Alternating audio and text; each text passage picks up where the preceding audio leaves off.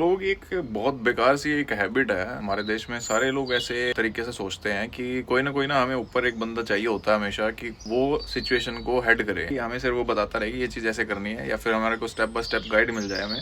और अगर कोई बड़ा काम करना हो या फिर बड़ी चीज़ का डिसीजन लेना हो ना, तो घर में बड़े लोग होने जरूरी हैं। वो चीज़ बताएंगे तभी हम करेंगे। बड़े डिसीजंस में या फिर बाहर की दुनिया में देखो तो कोई बड़ी बड़ी कंपनीज हैं, खुद की चीज़ें नहीं बनानी है, जो उन लोगों ने देख लिया बना के वही चीज़ें हमें बनानी है। सवाल ये है कि ऐसा क्यों है, हम क्यों इतना लोगों को पहले देखते हैं कि भाई किसने क्या किया है, फिर हम उनके बाद ही बनाना स्टार्ट करेंगे। इसका रीजन ना हिस्ट्री के साथ जुड़ा हुआ है। हिस्ट्री से क्यों बता रहा हूँ मैं, क्योंकि काफी 100 साल तक ना इंडिया में कॉलोनियल राज रहा है। उस सिस्टम में ये होता था कि जो बड़े बड़े डिसीजंस लेने हैं ना, वो बड़े लोग ही लेते थे। चीजें जो फॉलो करते थे लोग, वो नीचे काम करते थे, उनके इंस्ट्रक्शंस फॉलो करते थे लोग। फिर एजुकेशन सिस्टम ऐसा बना दिया कि धीरे धीरे हमें वो चीज़ें सिखाई गई कि भाई इस तरीके से तुम्हें फोकस ज़्यादा करना है, कि किस तरीके से इंस्ट्रक्शंस फॉलो किए जाते हैं, कैसे सीखना है चीज़ों को। इंडिपेंडेंट डिसीजन लेना नहीं सिखाया गया। इसलिए बहुत सारे लोग टैलेंटेड होते हैं लेकिन फिर भी बड़ी बड़ी चीज़ों के डिसीजंस नहीं ले पाते हैं। और इसलिए वो देखते हैं कि कोई बड़ा ऊपर आदमी है, काम कर रहा है सेम लाइन में, तो उसको पकड़ के चल सकते हैं कि भाई उसने किया तो हम भी कर लेंगे। अब कुछ लोग बोलेंगे कि बड़ी बड़ी जितनी कंपनीज हैं सबके CEO, फाउंडर या फिर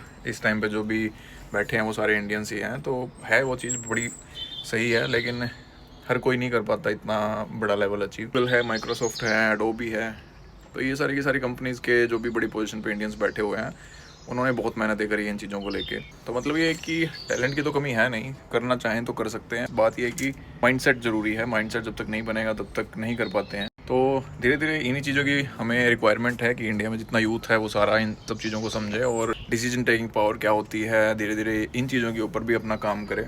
इससे रिस्क लेने की भी थोड़ी सी एबिलिटी बढ़ेगी और कॉन्फिडेंस भी आता है बंदे का। तो माइंडसेट डेवलप करना बहुत ज़्यादा ज़रूरी है। अगर आप में टैलेंट है, आप में अच्छी किसी भी चीज़ को लेकर नॉलेज है, या फिर बहुत शार्प माइंडेड हो आप, तो ये चीज़ें बहुत ज़्यादा ज़रूरी है। माइंडसेट डेवलप करना बहुत ज़्यादा ज़रूरी है। अगर तुम्हें लगता है ये सही बात है तो कमेंट्स में ज़रूर बताना कि क्या हाल चल रहा है और आगे आने वाले टाइम में क्या चीज़ें बदल सकती हैं इंडिया में।